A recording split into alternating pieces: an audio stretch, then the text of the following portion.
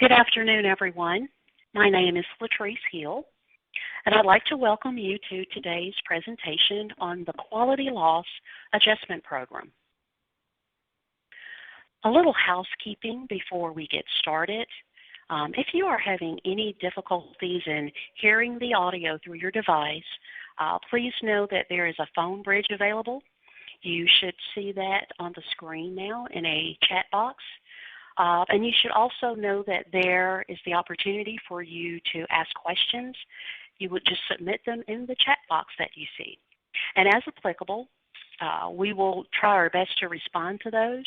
But in the meantime, we want to remind you that there is a frequently asked questions document on the quality loss page that's available at farmers.gov/quality-loss.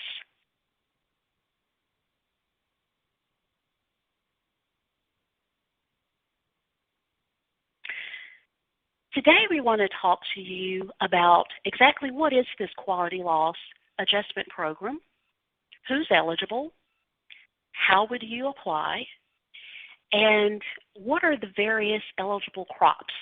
We'll cover forage use and non-forage use crops.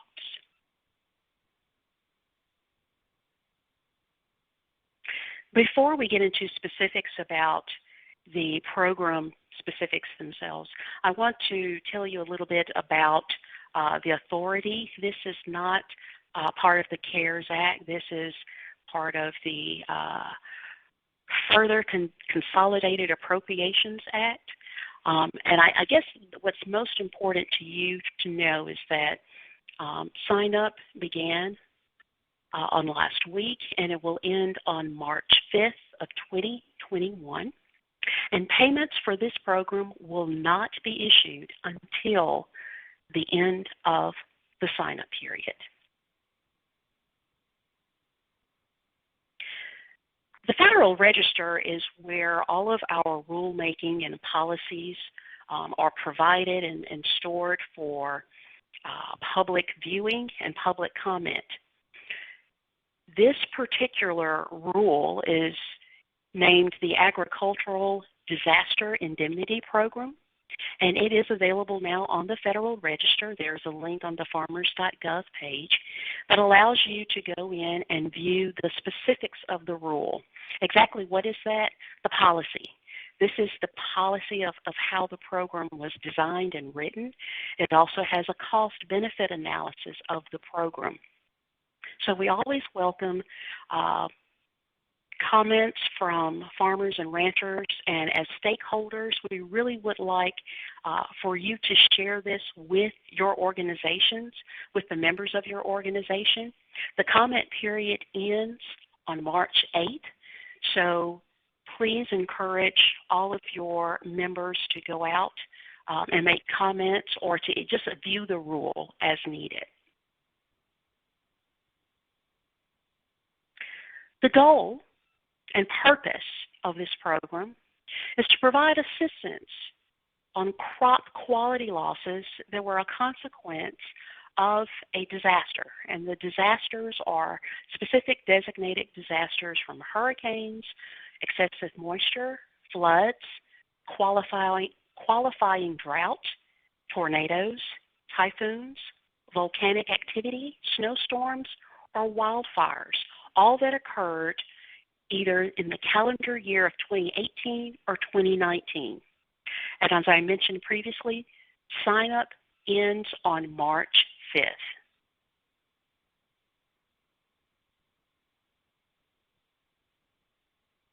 Eligible crops. For the Quality Loss Adjustment Program, these are some of the details about the eligible crops that pertain to this program. It's important to know that if there is a crop that is covered by any federal crop insurance, and that also includes FSA's non-insured crop disaster assistance program crops, we call that the NAP program. So if there's a crop that is included in NAP or is covered by federal crop insurance, it is eligible. The exception of the NAP crops would be maple syrup, any value loss crops, and honey.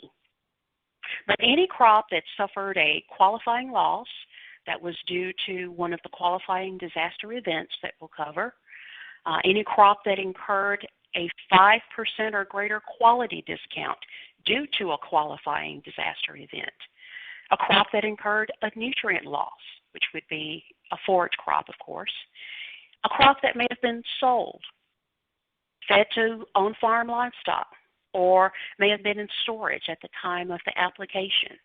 That's also considered eligible. Ineligible crops would be crops that are not grown commercially, crops intended for grazing, crops that were not intended for harvest, any subsequent crops that don't meet the double cropping provisions, and any volunteer crops.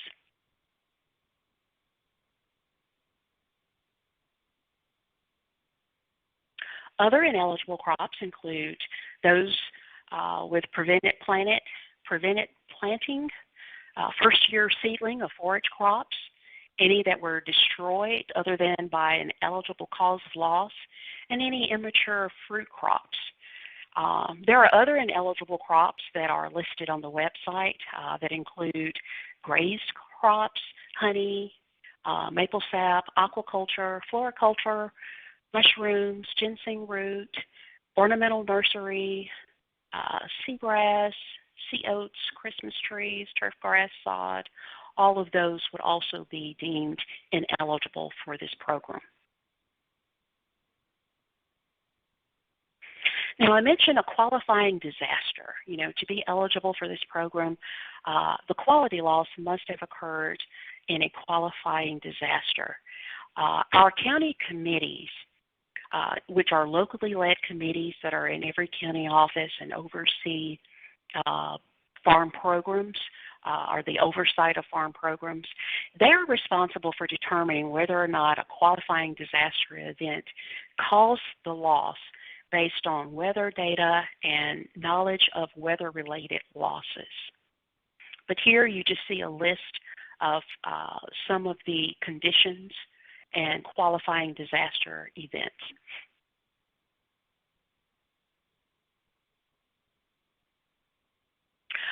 Also considered to be one of the qualifying disaster events would be excessive drought.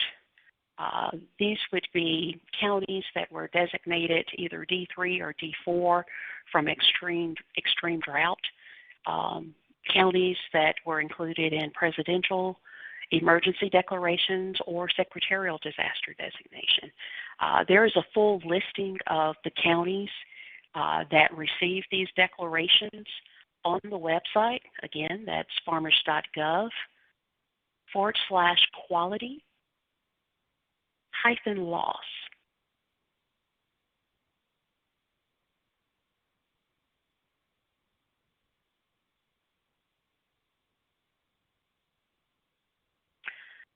Some of the ineligible causes of loss include if it occurred after harvest, if it was not caused by a qualifying disaster event, if it was something that occurred in storage while the crop was in storage, if it's due to insect infestation, if it's from drifting herbicide, or failure to provide good farming practices. These are some of the other ineligible causes.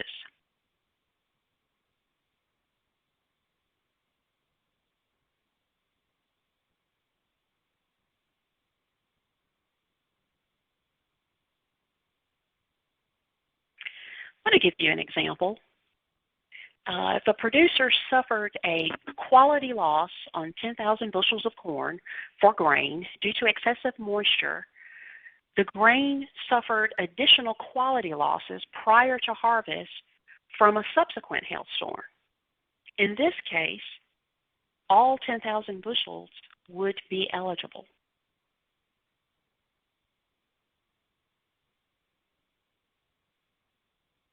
In another example, The producer suffered a quality loss on 10,000 bushels of corn for grain, but only 1,000 bushels were affected by a qualifying disaster event, which was excessive moisture. The remaining 9,000 bushels only suffered a loss from hail. So in this instance, you'll see that only the 1,000 bushels affected are eligible. And I apologize, I'm having some technical difficulties here. It's not showing on the screen, but only 1,000 bushels in this example would be affected by the qualifying disaster and eligible for quality loss. There it is. One of those delayed animations. Don't you love animations in PowerPoint? Okay, one more example before we go a little further. The producer lost the entire corn crop and was not able to harvest due to the hurricane, which is listed as a qualifying disaster event. Is this producer eligible for quality loss? No. Crops that were not harvested, including those that were destroyed before harvest, would not be considered traditionally eligible. So I want to move now to producer eligibility. We consider an eligible producer as, of course, a U.S. citizen or a resident alien. If there is a partnership that consists solely of citizens, U.S. citizens or aliens, corporation, limited liability or LLCs, any organizations that are structured under state law and consist of U.S. citizens or resident aliens, or defined as a legal entity that is entitled to an ownership share and is at risk in the crop production and marketing that's associated with the ag production of crops on the farm. We're going to talk a little bit in a minute about specifics, adjusted gross income. Of course, they must, producers must have an average adjusted gross income of less than $900,000 for the tax years, and at least 75% of their AGI, which is the adjusted gross income, should come from farming or forestry, ranching-related activities. We'll talk a little bit more about that a little further down.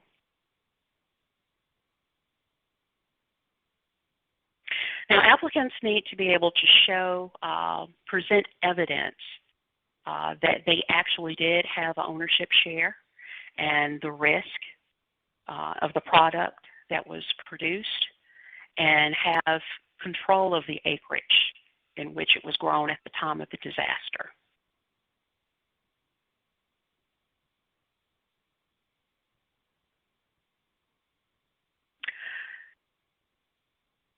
Now, crops that were sold under contract, there may be applicants that sell under a contract or to a CSA, which is a community-supported ag agreement. They must provide a copy of that contract. And so these are some of the things that potentially they would need to provide. One of the following, signed written leases, agreements, rental agreements, again, indicating from the landowner that the operator had control at the time. A signed statement from the operator or producer that the producer had control of the acreage on the farm.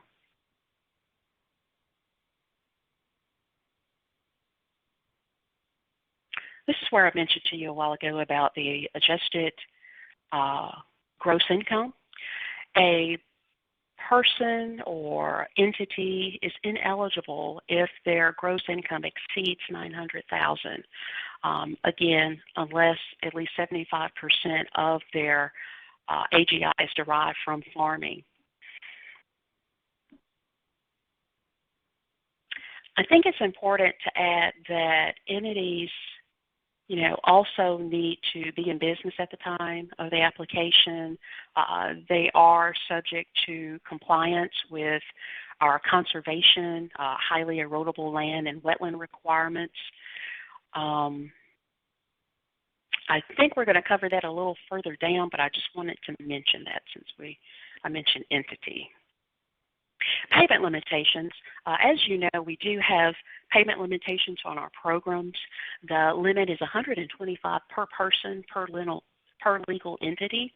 I do want to point out that that would be per program year. So basically, if a producer applied for 2018 for quality loss payment, they would only be able to receive $125 for 2018, but if they also applied under 2019, they would receive $125 under 2019, so potentially $250,000. The rule also applies to entities. Entities will be required to present or disclose their tax ID numbers, identification numbers of every person that's a part of the entity that holds ownership interest in the payment entity. And if there's been any substantive changes, those rules would apply for this program. And what that means is that if the operation had maybe an increase in the number of persons that are part of the entity, that payment limitation would be applicable, and all of these changes should have occurred prior to June 1st of the program year. So they would just have to provide information on those changes.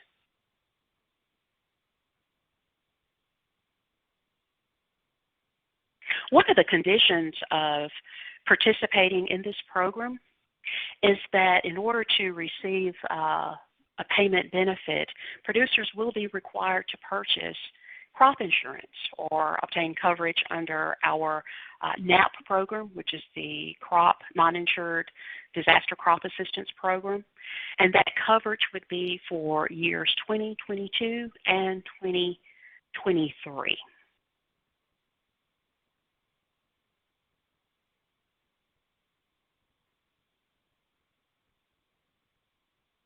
Now, if there was a producer who participated in our WIP Plus program, that's the Wildfire Hurricane Indemnity Program Plus.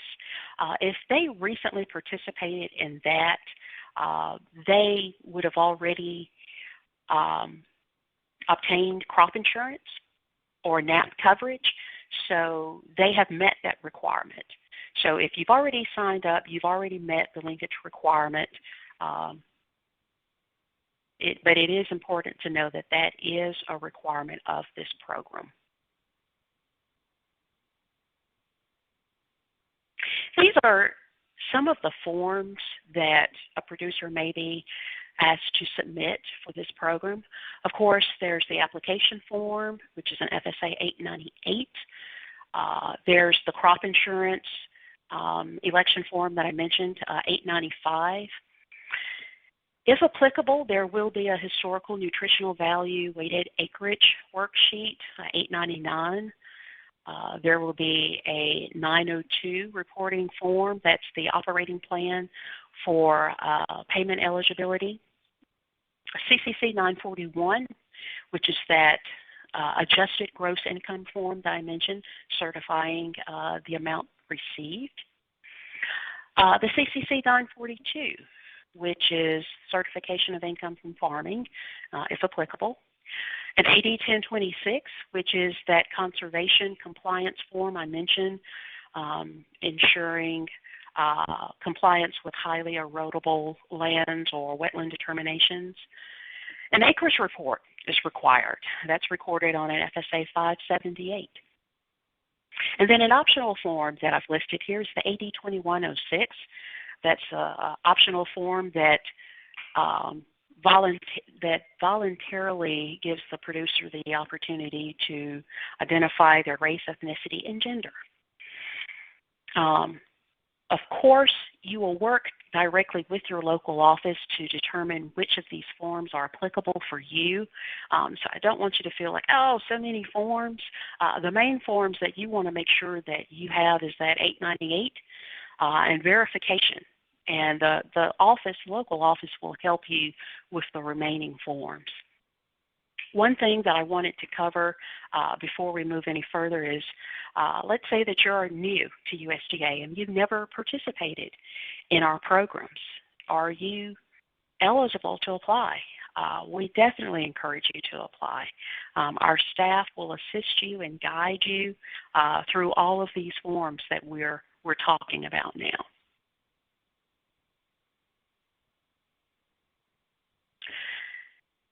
In this time of COVID, we've been working remotely. Our county offices have been open, have been open from day one. They just haven't been open to the public. But we've had staff in the office, limited staff in the office, to take appointments by telephone. We've been doing online processing. We've been able to continue operations and roll out programs throughout the pandemic virtually. So one option to apply for this program is to apply online. And when you go to the farmers.gov/quality-loss website, you'll see the different ways that you can apply online. It is secure. There are ways to transmit your information securely to your county office. But of course, if you're more comfortable dealing with the office in person, they are taking limited appointments, one-on-one. Of course, we do ask that you wear all of the protective gear that is required to enter our offices. Now, full disclosure, before we go any further into the presentation, I do want to let you know that I have our program managers online to assist. As the outreach director, our goal in working with you as stakeholder organizations is we really want you to help us get the word out to farmers and ranchers about this program. We've relied on you in the past to assist us in either pointing your members, your farmers and ranchers to the right direction, or to even provide them with technical assistance in completing some of our program applications. So first I want to say thank you. We appreciate you doing that. And that is the focus of outreach and education. We want to educate our partner organizations so that you in turn can help the farmers and ranchers that you work with apply for these programs. But let's be clear. I am not the subject matter expert on this new program, and so I do have program managers who are online with me who are going to help me as I go through this. So you may hear some interruptions as I'm presenting this because, again, I am still learning this program. So we just appreciate having the national office program managers, staff, and branch chiefs online with us. So there are two different crop categories that this program covers, that the payments will be made for, and that will be crops that were intended for forage, and then crops that were not intended for forage, or non-forage crops. Documentation is required by the producer for both.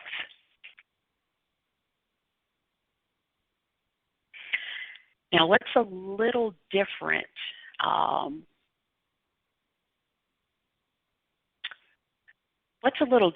this program than on, let's say, WIP Plus? You know, I mentioned WIP Plus a while ago. That was the program we had for wildfire, hurricane indemnity program. That was really a program that was for disaster events, basically quantity. It wasn't quality. So if there were crops that were affected by a disaster, then the WIP Plus program was what producers applied for. This quality loss adjustment is going to pay on the quality loss of the crops that were affected by the disaster.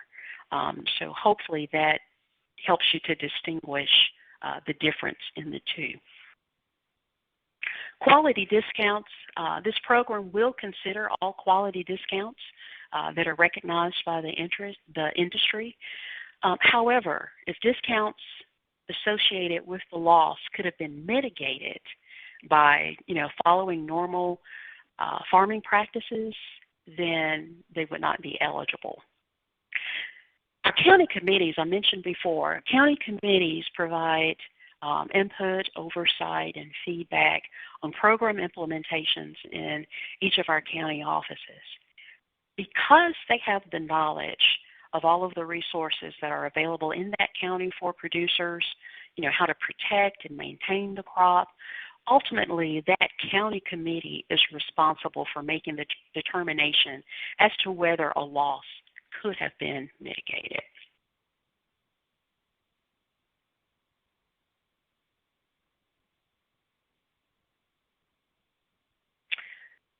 Okay, I'm seeing another example. Let's say a producer grew 2019 canola.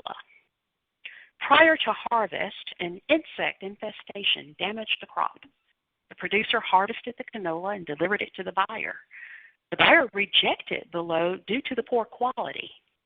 Would this producer be eligible for quality loss adjustment? Losses that are due to insect infestation are non-eligible.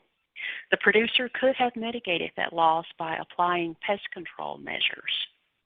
So that would be an example of when a mitigating factor could have prevented the loss for that producer. One more example. Producer grew corn, okay? So their corn crop received a quality discount due to the high moisture content. Would this producer be eligible for quality loss? Losses that are due to high moisture for crops that could be dried down are not eligible. That producer could have mitigated the quality loss by using best practices of drying and storing the crop. So just wanted to throw in those two examples of how good farming practices can mitigate some of the losses. Now, verifying quality losses, to apply for this program, besides having a designated loss in a designated event or a county that's been declared, the producer has to provide verifiable documentation. So records are important. These records could be sales receipts from buyers, settlement sheets, truck warehouse scales tickets, anything that can attest to the amount of the quality loss, the date, the final disposition. These are the types of documentation that's needed to verify quality loss.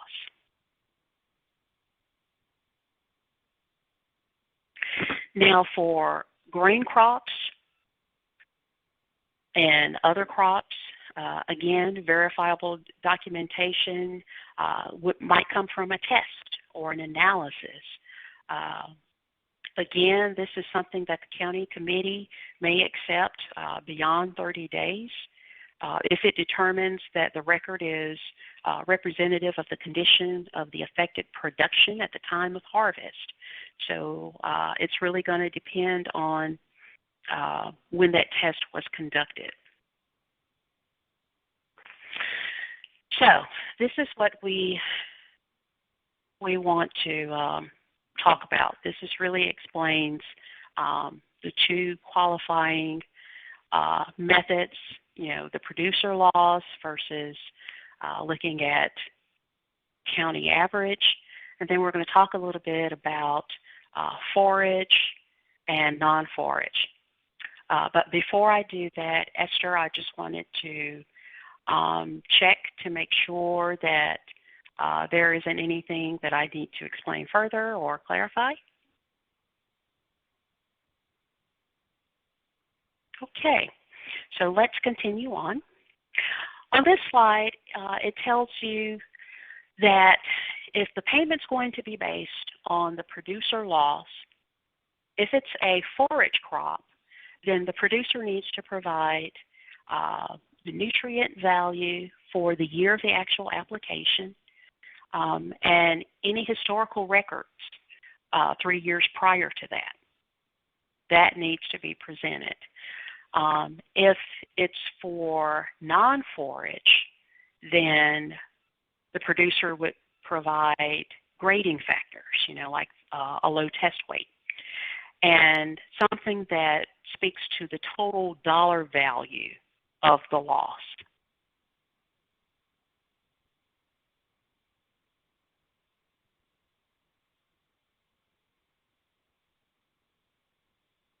To give you an example of that, you can tell I like corn.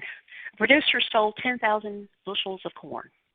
The settlement sheet shows the corn received a reduced price of $2 per bushel due to the low test weight. The producer's verifiable evidence shows both the quality loss, which was the low test weight, and a total dollar value loss of $20,000, which was the discounted price of $2 per bushel times the 10,000 bushels of the affected production. So that example shows you what it would be for a non-forage. That's a non-forage example. Again, that was with verification on quality provided by the producer. But let's say that we're going to have to use county averages instead of what the producer has to be verified.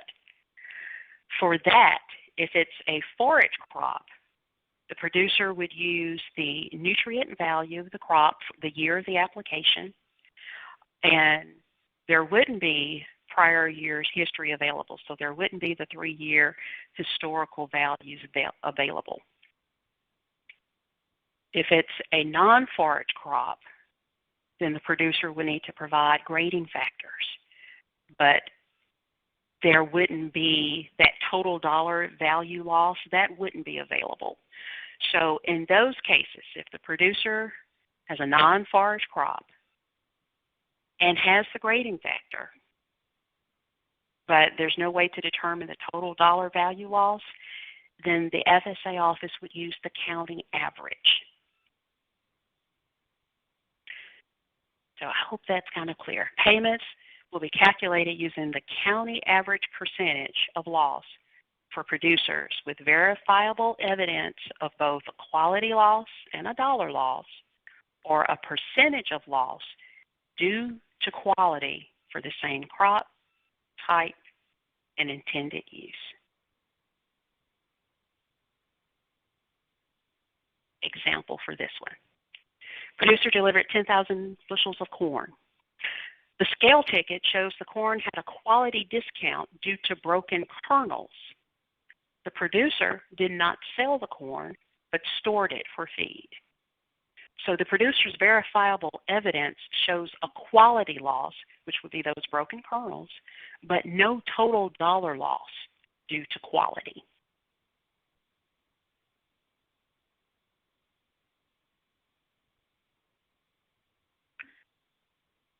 Okay, I want to talk a little bit about that nutritional value that has to be provided for forage crops.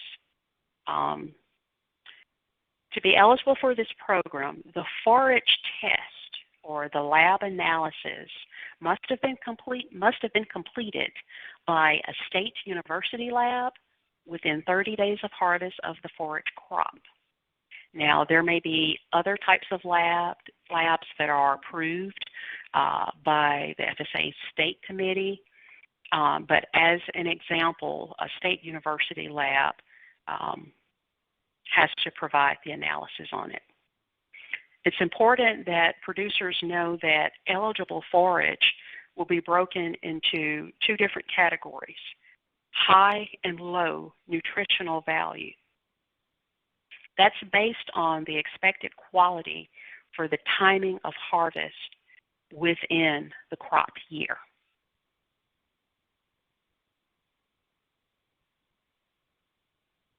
Example. I hope we've gotten away from corn. Producer Summerall routinely harvests 5 cuttings of alfalfa each year. First and last cuttings, of course, are generally lower in quality, while the third and fourth cuttings are usually higher in quality. Summerall suffered a loss due to drought in 2018 at a time that the fourth cutting would typically be harvested. Summerall would use the representative lab analysis for the second, third, and fourth cuttings to determine the nutritional values as high nutritional category. So those late cuttings will be deemed as high based on the analysis provided by the lab. Now, to document this historical nutritional value, the producer needs to have 4 years of the nutritional values for the high and low. That would be 1, the year of the actual application, and then 3 years historical. The producer will have to provide production and historical nutritional value of the specific crop, the type, intended use, and organic status. All of that will be used to be placed on the FSA 899. So the county office will document that on the 899 to have the historical values for the category. When the producer has verifiable documentation of the application year's nutritional value but doesn't have a historical value, a weighted average of submitted applications in the county will be used to determine the percent of quality loss for that crop.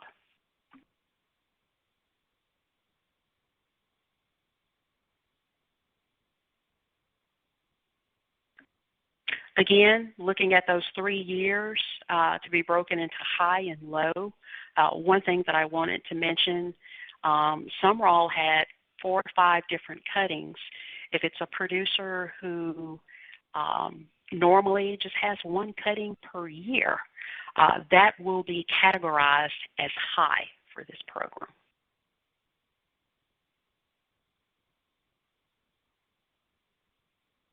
An example, producer Lowe submitted an application for 2018 due to drought in an eligible county. Lowe will provide verifiable documentation of nutritional value and acceptable documentation of production for 2015, 16, and 17 years to calculate the weighted average historical nutritional value and 2018 verifiable documentation for the application year, the applicational year's nutritional value, and acceptable documentation of expected production. Woo, that's a tongue twister. So basically what I'm saying, producer Lowe is going to provide production and lab tests for 2015, 16, 17 for the second, third, and fourth cuttings.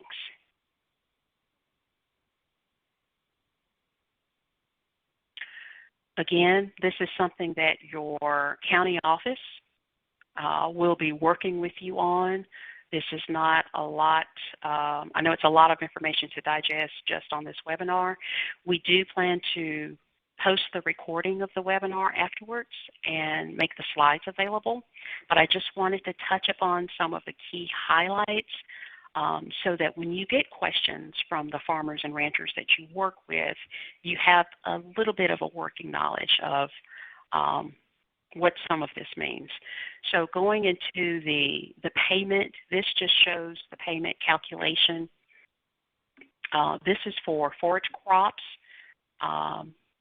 with the historical nutritional values, and to show an example of that 70% factor. Let's see. I'm going to go down to the full example. Okay, so we won't have time to go through all the details. Let's just get to the bottom line of the example. For this producer, the total effective production in this example was 800 tons. So that was multiplied by whatever the calculated verifiable percentage of nutrient loss was. In this case, it was 31.03%. That's multiplied by the determined price for the commodity. In this example, 125. That equals the loss amount. So in this example, the producer's loss amount was $31,030. That's multiplied by the payment factor of 70%, which equals what the estimated payment will be. Now, I think I mentioned at the beginning that payments will not begin until the end of sign-up.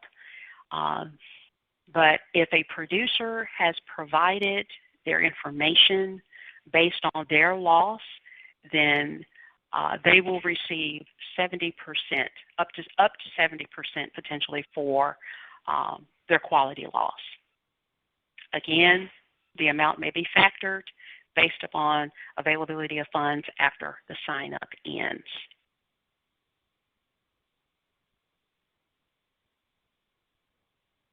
Okay, this one is forage crops with nutritional values only. So the county average percent, the county average will be used in those instances, and when the county average is used, an additional reduction of 50% is computed in the benefit. And this is the calculation. Again, you'll see that 70%, in addition to that, will be the 50% on top of that. So as a producer, it's very important, I would gather, that you have verifiable records available to present your loss or to verify your loss, as opposed to taking the county average, which will basically cut another 50%, a reduction of an additional 50%.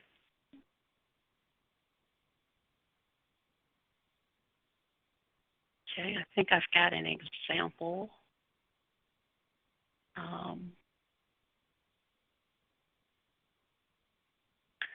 Again, I was trying to get, here it is, trying to get to the main point of the example and not go through all of the rigmarole of the producer.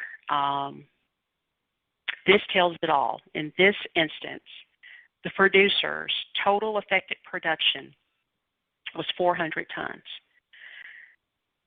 So that would be multiplied by the weighted average percentage of loss. In this case, it was 25%. That's multiplied by the determined price for the commodity. In this case, that equals $90. That will be that will be multiplied by the $90 to equal the total loss amount. For this instance, the loss amount is $9,000. So that loss amount is going to be multiplied by that 70% payment factor, but then again, the 50% reduction payment factor, which would equal in this case for the producer, a payment of $3,150.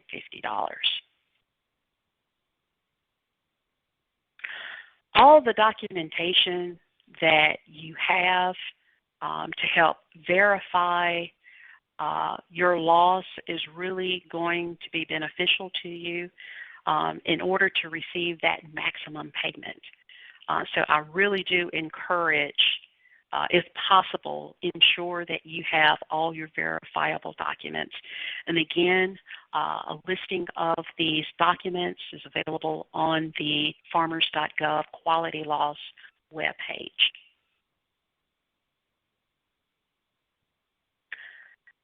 A lot of this is kind of duplicative. It's going through talking now about the non-forage crops.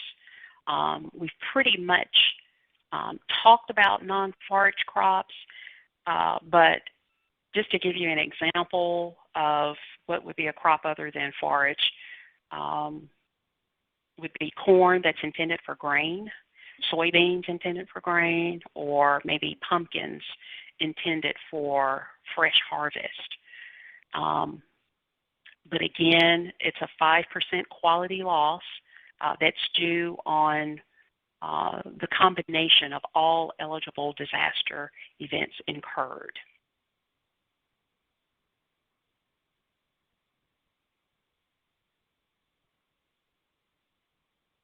Again, I can't stress enough how important it is to have those verifiable documents.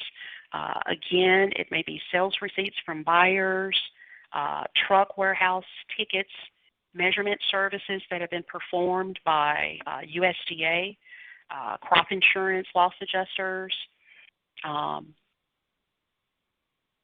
then again, any written contracts or records that represent the quality loss information. That's really what you want to make sure your producers focus on.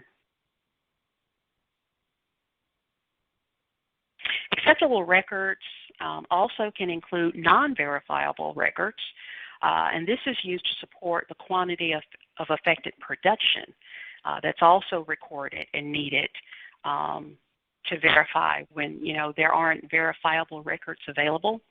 So this may include copies of receipts, ledgers of income, bank deposit slips, income statements, even UPIC records.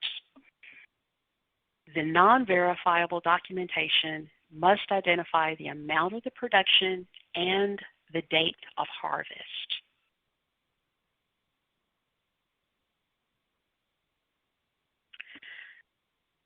So producers who fall into, they're going to fall into one of two categories. If they suffered a quality loss,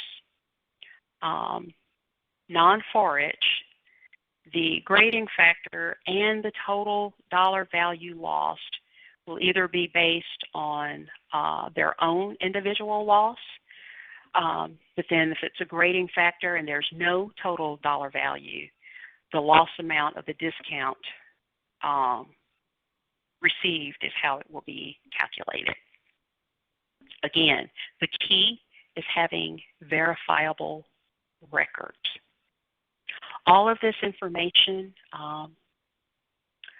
again, is available on the website, and we likely will continue to have some of our stakeholder office hours as we have for some of the other programs, which gives you as an organization an opportunity to check in with us and let us know what you're hearing from your producers, what are some of the information that's needed, maybe something's missing, some resources that are missing. So I don't want you to think this is your only time to interact or engage with us. I want to remind everyone of the customer call center that has been in place. This is something that we developed during COVID as an opportunity to provide additional customer service to our producers. There is a call center that they can call and ask questions about the program. They can get questions answered about locations of the nearest service center. And they can even, if let's just say that they may not have accessibility to a computer to do the online application process. In some cases, there are instances where the call center employees are able to assist and maybe provide some of the forms that are needed and send that to them, email that to them. There are just so many different things that the call center can provide that a lot of people are not aware of. So we want to make sure that you are promoting this call center to your farmers and ranchers. We've had it in place now for some of our coronavirus assistance programs and our seafood program, and so now it is also available for quality loss. The number is here on the line. The operating hours are from 8 to 8 Eastern. There is language interpretation services available, as are available in all of our offices. You will just, on the phone, you will need to identify by pressing a number to whichever language is needed, and you will be connected with someone who will translate for you. So Latrice, how do I apply? You know, this is a lot of information, and do I need to submit a different application for every crop? And let's just say that I farm in Virginia and Arkansas, and I do a little bit in Mississippi too. Do I need to go to every county office and apply? No. You can do one application for all of your complete operation throughout the country. So if your home county is Arkansas or your home base is in Virginia, that would be the county office where you would file your application. Now, you do want to know if you're applying for more than one crop year. If you have a qualifying loss for, let's say, 2018 and 2019, then yes, you will submit an application for each of those years. As with all of our programs, again, the application is online on the website, so you are able to submit that, again, like I said, online or through the office. Well, Latrice, I'm new to USDA. I've never participated in any programs before. Can I sign up? Sure, you can. There will be some additional information that the county office may ask of you. They'll explain to you a little bit about reporting acreage in the future, doing acreage reports. They'll talk to you about conservation compliance and doing a Form AD 1026 where we're having to comply with wetland determinations and highly erodible lands to ensure we're in compliance with that. So yes, you can apply. Another question that we commonly get with our programs lately have been, well, I'm subject to, will this payment be subject to Treasury offset? It is my understanding that this payment will not be subject to Treasury offset. These are the types of questions that we typically get from your farmers and ranchers that you work with. So we do encourage those questions. It helps us to develop the frequently asked question document that's on the website if they are questions that we feel are relevant and should be added. Latrice, this is Clay. Waited to the very end. Hi, Clay. I just wanted to clarify on that offset that the QLA program is subject to Treasury offset. I believe the CSAP was not, but the QLA program is. Okay, thank you. All right, so I appreciate it's great to have a program manager on the line. We've done so many of the CARES Act programs, the CSAP, and so I think I had it on the mind that, no, it's not subject to offset. So a great clarification, it is subject to offset. And again, this slide just talks a little bit about some of the forms or additional documentation that you may be asked to provide. Translation services, I've pretty much touched on that. Translation services are available in every county office. And again, let's say that you weren't calling the call center and that you were able to make an appointment at the local office. You go into the office, you're unable to communicate because you speak a different language.